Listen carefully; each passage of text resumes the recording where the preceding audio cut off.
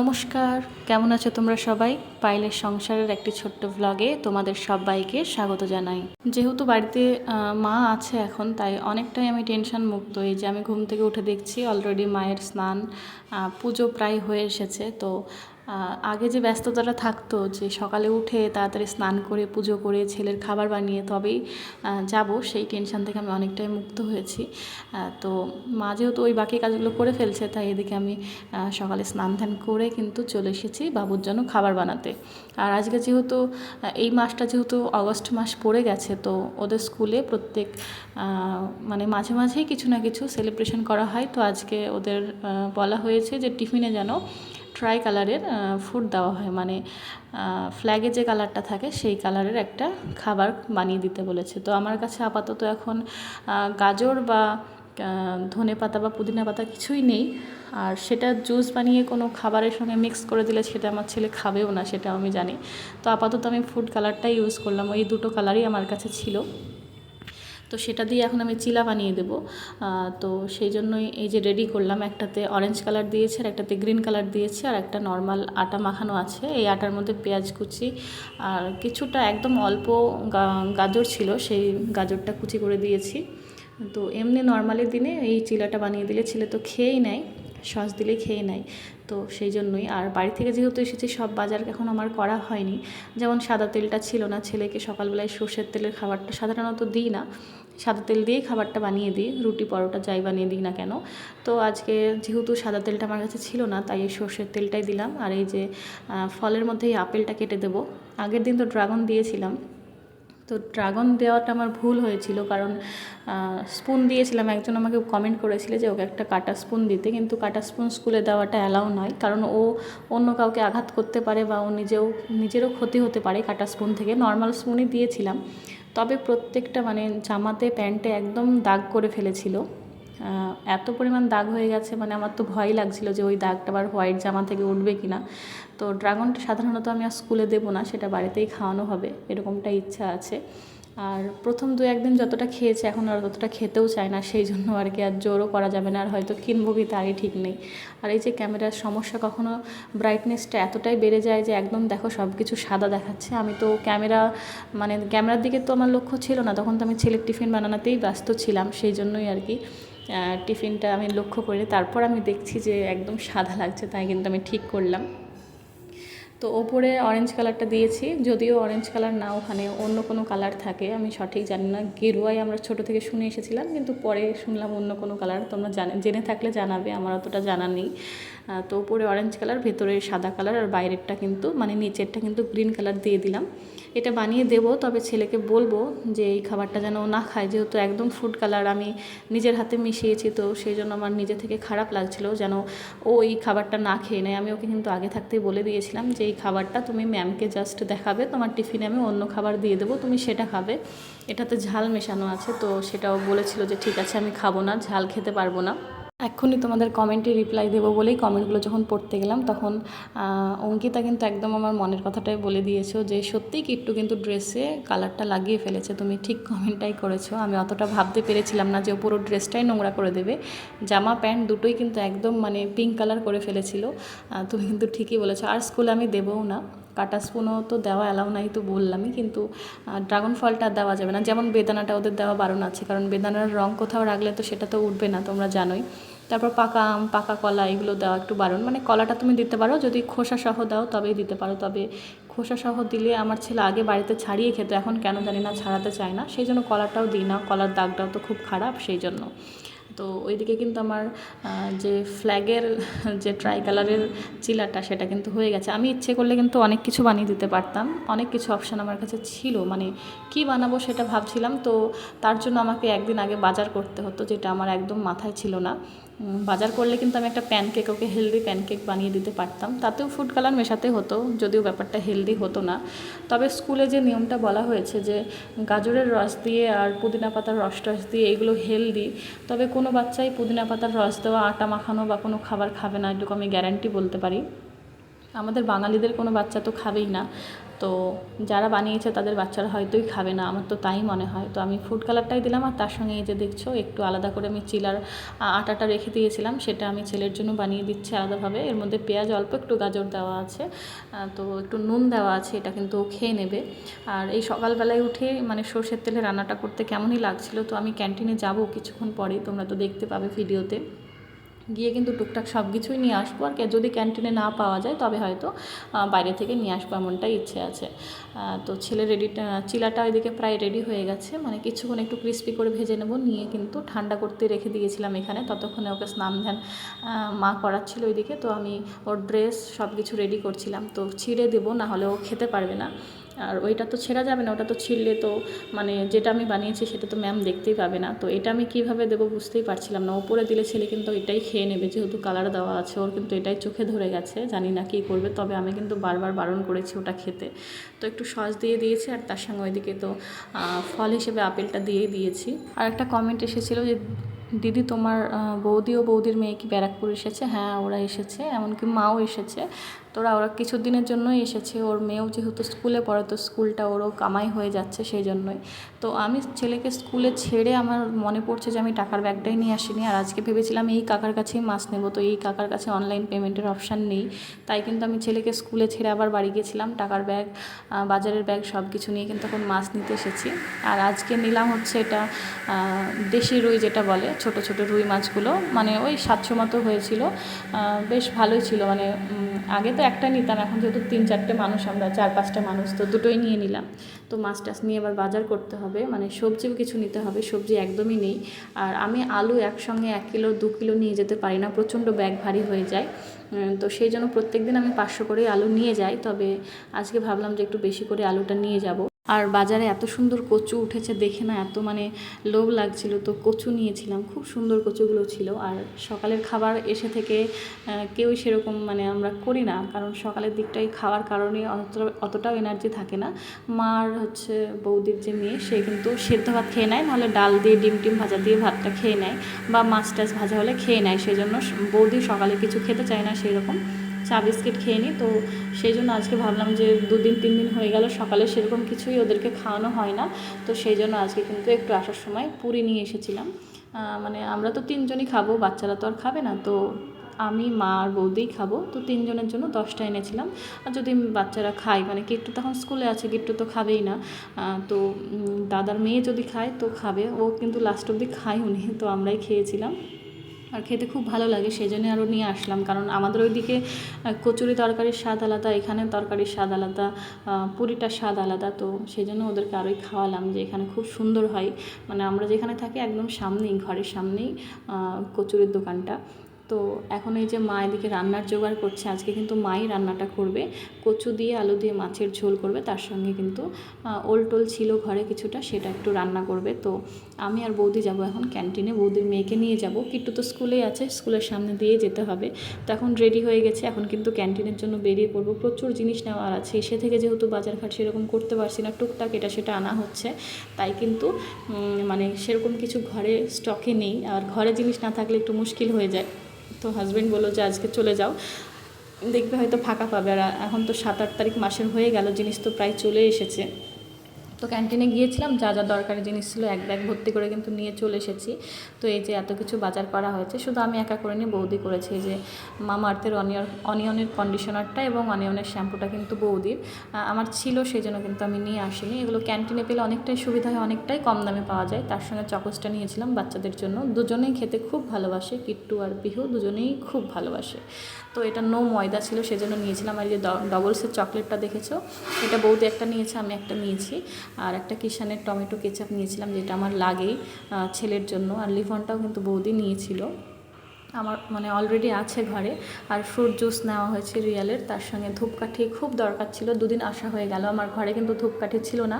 বাজারে যাচ্ছি, কিন্তু এই সব জিনিসগুলো বাজারে গেলে না মনে থাকে না। তো আজকে মনে করে ক্যান্টিন থেকে এই 3টেই নিয়ে নিলাম। যে কাঁচা ধূপকাঠিটা ইউজ করি সেটা কিন্তু পেলাম না। আর এটা হচ্ছে লটি চকোপাইয়ের যে কেকগুলো, কেক বিস্কিটগুলো বাচ্চারা ভালোবাসে খেতে, দুটো ইচ্ছে করলে নেওয়া যেত, কিন্তু দুটো নিলে কি হয় বলো তো, কিট্টুরা এমন করে প্রথম 2-1 দিন খায়, তারপর আর খেতে চায় না, অর্ধেকটা খেয়ে নষ্ট করে। আর লিটিল হার্টের ওই বিস্কিটগুলো নেওয়া হয়েছিল, আর তার সঙ্গে সাফির একটা কিছু, এটা আমি জানি না, বৌদি নিয়েছে। তার সঙ্গে ম্যাগি নিয়েছিলাম, দুটো ফ্রুটির ছোটো ছোটো জুস নিয়েছিলাম। আর এই যে বিস্কিট তো নিতেই হতো, কারণ বাড়িতে আমরা এতগুলো মানুষ আছি, বিস্কিট না থাকলে সমস্যা। তো বাজার থেকে আগের দিন যেদিন এসেছিলাম সেদিনই বিস্কিট এনেছিলাম, তো বাজারের বিস্কিট তো বেশি দিন চলে না, তাই এই যে একটা বড় বিস্কিটের প্যাকেট নিয়েছি আর ছোটো দুটো বিস্কিট কিট্টু বা আমরা যখন তখন খাবো সেই জন্য নিয়েছি। একটা নুনের প্যাকেট যেটা খুব জরুরি ছিল, আর তার সঙ্গে জরুরি ছিল এই সাদা তেল দুটো সানড্রপের। তো তেলগুলো কী হয় বলো তো, আমরা যা দামে দোকান থেকে কিনি, সানড্রপের তেলটা তো অনেকটাই দামি, প্রায় 215 টাকা দাম, তো সেটা ক্যান্টিনে কিন্তু একটু কম দামে পাওয়া যায়। তো সব কিছু বাজার টাজার করে আমি কিন্তু আজকে সকালে ভুলে তখন বলেছিলাম যে স্নান করেছিলাম, তো স্নান আমি করেছিলাম না, ভুলে গেছিলাম সেটা বলতে। তো এখন এসেছি ছাদে। ক্যান্টিনে যাওয়ার আগে মানে বাজার টাজার করে এসে জামা কাপড়গুলো ভিজিয়ে দিয়েছিলাম, ভিজিয়ে রেখে ছাদে রেখে গিয়েছিলাম। তো এখন যেহেতু স্নান করবো, তাই ভাবলাম জামা কাপড়গুলো ধুয়ে দিই। আর আজকে বৃষ্টি হচ্ছে না, এখন মেঘ হয়ে আছে, রৌদ্র একদমই নেই, বাচ্চাদের জামা কাপড় খুব বেশি নেইও, তো ভাবলাম এখন ধুয়ে তারপর কিন্তু স্নান করব। আর আরেকটা কমেন্ট এসেছে যে একজন কমেন্ট করেছো যে লাভ স্টোরি ভিডিওটা এখন যদি তুমি নাও দাও, তবে তুমি এইটা বলো যে তোমার হাজব্যান্ডের কি তুমি প্রথম জিএফ বা প্রথম জিএফ ছিল কি না, এরকম কিছু একটা কমেন্ট তুমি করেছো।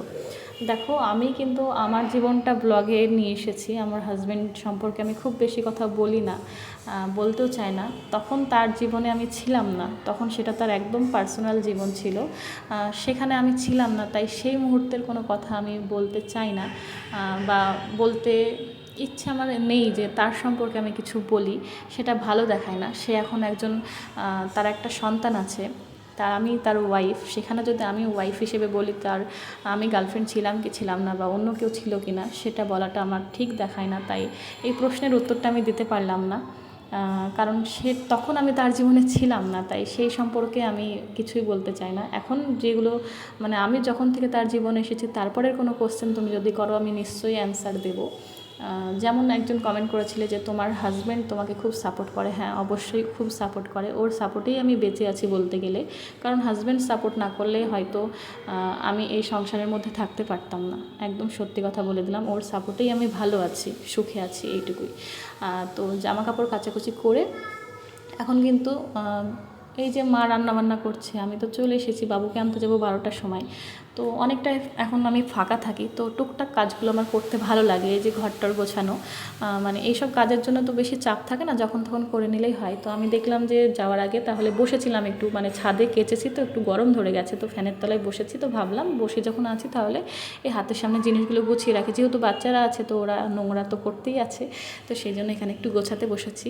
আর একটা কমেন্ট এসেছিলো যে দিদি তোমার শ্বশুরবাড়িতে কে কে আছে। আমার শ্বশুরবাড়িতে আপাতত আমার শ্বশুরমশাই এবং শাশুড়িমা আছে, তাছাড়া কেউই নেই। আমার কাকা শ্বশুর আছেন, ওনাদের বাড়ি আলাদা, ওনারা অন্য পাড়ায় থাকেন। তো আমার নিজের শ্বশুরবাড়িতে শুধু শ্বশুরমশাই শাশুড়িমা, আমার হাজব্যান্ড তো আছেই, উনি তো বাইরে থাকে।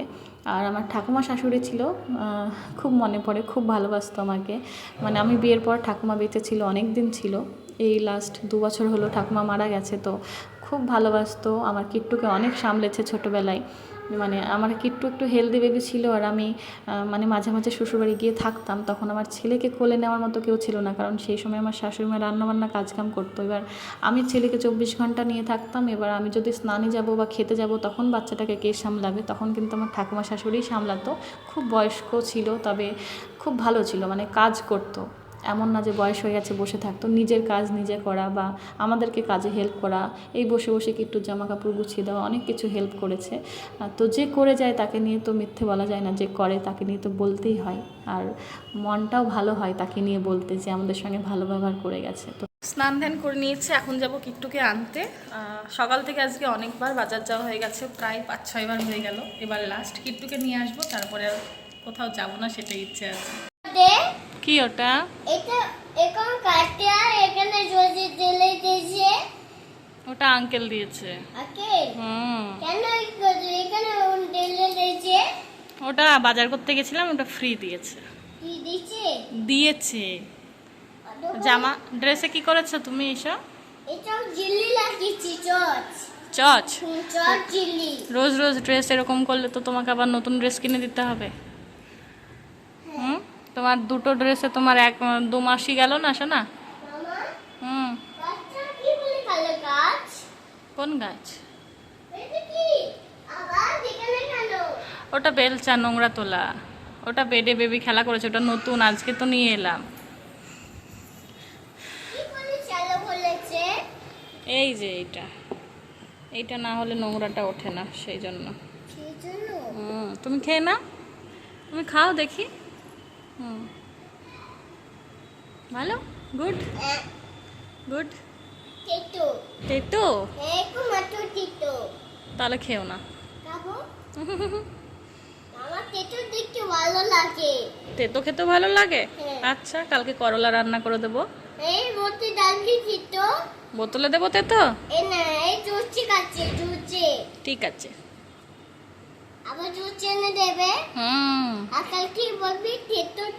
ঠিক আছে।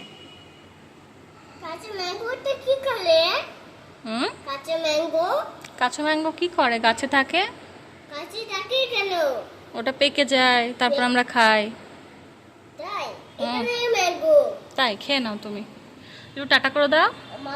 হ্যাঁ, সব কিছু মিক্সড, ওটা মিক্সড ফ্রুট, সব ফ্রুট দেওয়া আছে। তুমি টাটা করে দাও। অরেঞ্জ দিয়ে জুস বের করেছে, ওর মধ্যে দিয়েছে সব, যত রকমের ফ্রুট আছে সব ওর মধ্যে মিক্স করা আছে। তুমি টাটা করে দাও। টাটা করে দাও। টাটা। সব দিয়েছে, তুমি টাটা করো। আপাতত আমি সিঁড়ি থেকেই ভয়েস করি, কারণ বাড়িতে এত হই হট্টগোল কি বলবো তোমাদের। চলো তোমাদের দেখাচ্ছি, তোমরা নিজের চোখেই দেখো। এই যে খাতা পেন নিয়ে এখানে এসেছিলাম, ছাদের সিঁড়িতে বসে, নিচে বসেছিলাম, তবুও এত আওয়াজ করছে যে আমি ভয়েস করতেই পারছিলাম না, তাই উপরে এসে বসে ভয়েসটা করে নিয়েছি। চলো তোমাদের দেখায় ওরা কি করছে আর কতটাই না চেঁচামেচি করছে।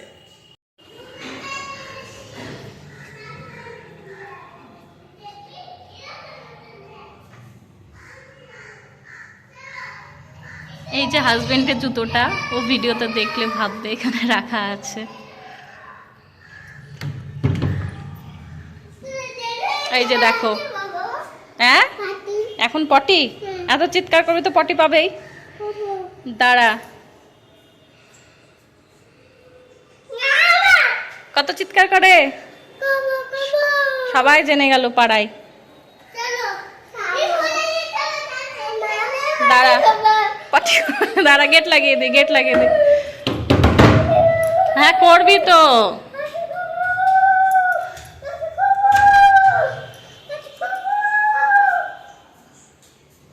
আর এইদিকে মায়ের কিন্তু সব রান্নাবান্না হয়ে গেছে, এখন দুপুরবেলা খেতে বসবো। কচু দিয়ে আলু দিয়ে মাছের ঝোল, ডাল, তার সঙ্গে কিন্তু এখানে ওলটা রান্না হয়েছিল। সেটা মা কী করেছিল, আমি যেহেতু দুটো মাছ এনেছিলাম, তো দুটো মাছের বড় বড় দুটো মাথা ছিল, তো সেই মাথা দিয়ে কিন্তু মা ওলের ডালনাটা রান্না করেছিল, খুব সুন্দর হয়েছিল খেতে। আর বিকেলবেলা এইদিকে চলে গেছিলাম শপিং মলে, কিট্টুর কিছু ড্রেস স্কুলে লাগতো, হোয়াইট ড্রেস, সেটা দেখতে গেছিলাম। তো সেরকম স্কুলে পাঠানোর মতো সেরকম কোনো ড্রেস পছন্দ হয়নি। প্রথমে কলকাতা বাজার গেছিলাম, তারপর ট্রেন্ডসে গেছিলাম, ট্রেন্ডসে তো কোনোই জিনিস নেই, ফালতুই গিয়েছিলাম। তারপরে যখন আমরা কিছুই পেলাম না, মানে দাদার মেয়েরও কিছু ড্রেস নেওয়া হতো, তো সেও কিছু পায়নি, বৌদি কিছু পায়নি, সেজন্য মন খারাপ করে আমরা এখানে এসেছিলাম টেস্ট অ্যান্ড বাইটে। মেয়ে অমর খুঁজছিলাম, কিন্তু মেয়ে অমরটা আশেপাশে পাইনি, এক জায়গায় ছিল, সেই জায়গায় আমরা টোটোতে ছিলাম, সেজন্য নামতে পারিনি। তো সেখান থেকে একটা চিকেন রোল খেয়েছিলাম, খেয়ে কিন্তু চলে এসেছি বাড়ির কাছেই। আর আমরা যেহেতু খেয়েছি আর বাচ্চাদের জন্য কেক নেওয়া হয়েছে, তো মায়ের জন্য কিছুই নেওয়া হয়নি, তো ভাবলাম যে এখানে যখন গরম গরম জিলিপি ভাজছে মিষ্টির দোকানে, তো মায়ের জন্য নিয়ে যাই। আর মেলার মধ্যে তো মারা আসতে পারিনি, তো আমাদের এখানে তো সবসময় মানে জিলিপিটা ভাজে পাওয়া যায়, কিন্তু আমাদের ওইখানে মানে যেখানে আমাদের নিজেদের বাড়ি সেই সব জায়গায় না সবসময় জিলিপি টিলিপিগুলো পাওয়া যায় না, শুধুমাত্র মেলা ছাড়া। তবুও সব মেলায় পাওয়া যায় না, যেখানে প্রচণ্ড বড় মেলা হয় সেখানে কিন্তু পাওয়া যায়। তো দেখলাম এখানে যখন পাওয়া যাচ্ছে একটু গরম গরম নিয়ে যাই, তো সেই জন্য এখানে অপেক্ষা করছিলাম। আর অপেক্ষা করতে করতে কিন্তু বৃষ্টি চলে এসেছিলো, আর আমরা টেনশনে ছিলাম, কারণ আমাদের দুটো বাচ্চাকে আমরা ঘুম পাড়িয়ে মায়ের কাছে রেখে এসেছিলাম। এখন কিন্তু মোটামুটি 6টা বেজে গেছে, ছেলের ড্রেস একটাও পাইনি, মানে 2-3 ঘন্টা এমনিই নষ্ট হলো, মানে কোনো কারণ ছাড়াই আমরা, মানে কারণেই তো গিয়েছিলাম, কিন্তু যেটা নেওয়ার কথা ছিল সেটা তো পাইনি, সেই জন্য মানে মনটা একটু খারাপ হয়ে গেছিলো। তো যাই হোক, জিলিপিগুলো দেখে একটু মনটা ভালো হয়ে গেল। আর এখানে জিলিপিটা মনে হচ্ছে পুরো ময়দা দিয়ে বানিয়েছিল, এত সুন্দর খেতে ছিল। তো এখান থেকে নিয়ে তারপর বাড়ি চলে এসেছিলাম। আর কিট্টু কিন্তু ঘুমিয়েছিল, পিহু উঠে পড়েছিল, তো সেই জন্য কিট্টুকে এখন তুলে দিলাম, ও দেখলে খুশি হয়ে যাবে, যেহেতু ও পেস্ট্রি খেতে খুব ভালোবাসে, মানে কেক খেতেই খুব ভালোবাসে। আর ব্ল্যাক ফরেস্টের কেকটা এনেছি, কারণ ওর বাবা সবসময় বলে ব্ল্যাক ফরেস্টটাই খাওয়াবে, কারণ ওটা সবসময় ভালো হয়। সব ফ্লেভারের কেক তোমার ভালো না লাগলেও ব্ল্যাক ফরেস্টটা কোনো দিনই বাচ্চাদের খারাপ লাগবে না, ওটা একদম নর্মাল, কোনো এক্সট্রা ফ্লেভার থাকে না, সেই জন্য। তো ছেলে কিন্তু খুব খুশি হয়ে গেছে ঘুম থেকে উঠেই, আর ও কিন্তু অন্য কিছু একটা দেখে, মানে জিলিপির প্যাকেটটা দেখে ভাবছে কী না কী আছে, তো ওটাই খাবে বলছে, এটা এখনও দেখতে পাইনি।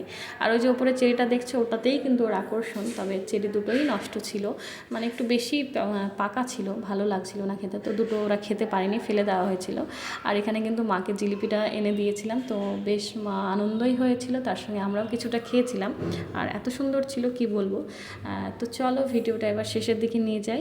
দুটো কমেন্ট এসেছিলো, কোশ্চেন অ্যান্ড অ্যান্সারের ভিডিওটা কবে দেবে দিদি? হ্যাঁ, নিশ্চয়ই দেবো, খুব তাড়াতাড়ি দেওয়ার চেষ্টা করব। আমার বাড়িতে এখন অনেক বাচ্চা টাচ্চা সবাই আছে, তো কিছুদিনের মধ্যেই দেওয়ার চেষ্টা করব। আর তার সঙ্গে একটা কোশ্চেন এসেছিলো, এখন তুমি কেমন আছো? এখন আমি ভালোই আছি, তবে একটু হালকা ফোলাটা আছে, হালকা একদম, মানে কি বলবো, 10% ব্যথা আছে আর 10% মতোই ফোলা আছে, সেটা একদম ঠিক হয়ে গেলে আমি নিশ্চিন্ত হই, কারণ আমার ব্লাড টেস্টে একটা ইনফেকশন ধরা দিয়েছিল, এটা সেবার সত্যি না মিথ্যে আমি সত্যি বুঝতে পারছি না। তো চলো ভিডিওটা শেষ করছি, সবাই খুব ভালো থেকো, সুস্থ থেকো, এভাবেই কমেন্ট করো, পাশে থেকো আমার, আর কমেন্ট করো, সত্যি খুব ভালো লাগে তোমাদের কমেন্ট পড়তে। তো চলো ভিডিওটা শেষ করছি, দেখা হবে পরের একটি ভ্লগে। চলি, টাটা।